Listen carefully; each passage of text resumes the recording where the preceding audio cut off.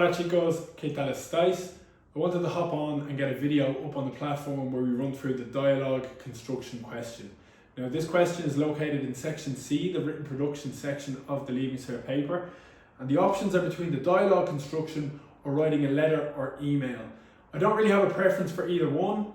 In the 5 minutes at the beginning of the exam paper where you scan through the whole thing, have a look at both, see which one you're more comfortable with on the day, and my advice would be obviously to be prepared for both, but it's up to you, whichever one you feel more comfortable with.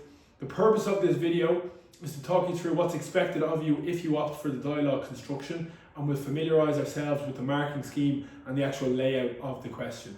Now, you'll see me highlighted on the screen. I have highlighted on the screen, not me highlighted. Dialogue or letter, email, 30 marks going for this question. I'll give you 20 minutes to answer this question in the exam. Okay, I know that seems like such a short amount of time, and we are kind of under pressure for time with the Spanish Leaving Cert, as you're probably aware by now. So we really need to be on the ball with this one, read through the points carefully, see which one suits us, and then get stuck in if we're going to answer it. So we've got 30 marks going for it. It's 5 points to be answered at 6 marks each.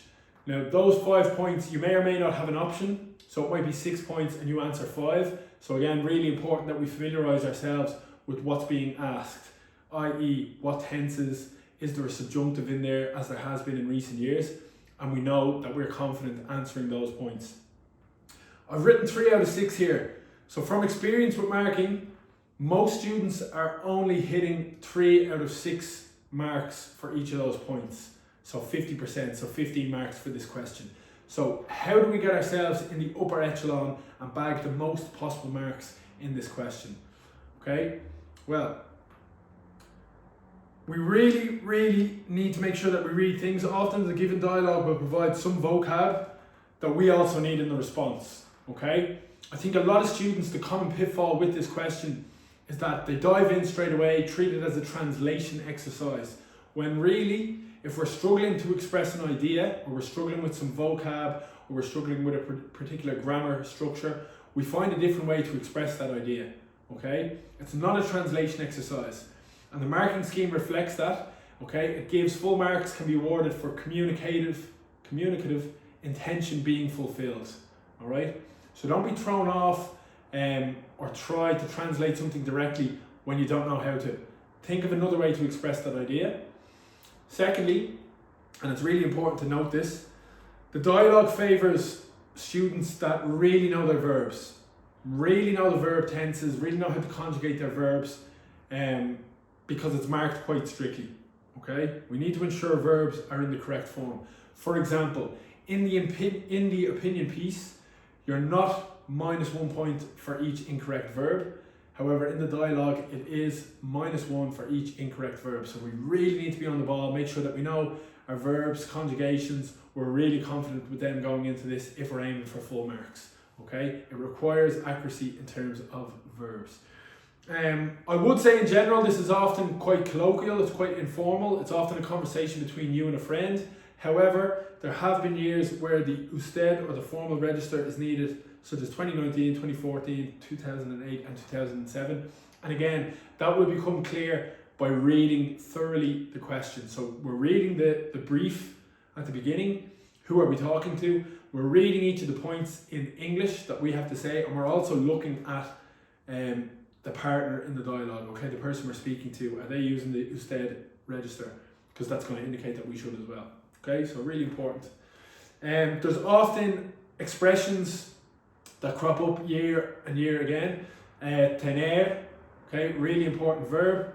Tener is often seen in it, okay, in a variety of ways. So really, and I've got a page in my notes where we go through tener. It's a really important verb. You've got a couple of different expressions that use it. Tengo hambre, I'm hungry. Tengo suerte, I'm lucky. ¿Qué más? Tengo hambre, tengo suerte. Tengo que hacer algo, so I have to do something. So just be aware of that. And again, practice with previous exam years is going to get you more comfortable with that. You'll see there's often a bit of a pattern. You've often seen questions come up where you're traveling or you're spending time in Spain. Be able to talk about food, trying different dishes, exploring different cities, that kind of thing.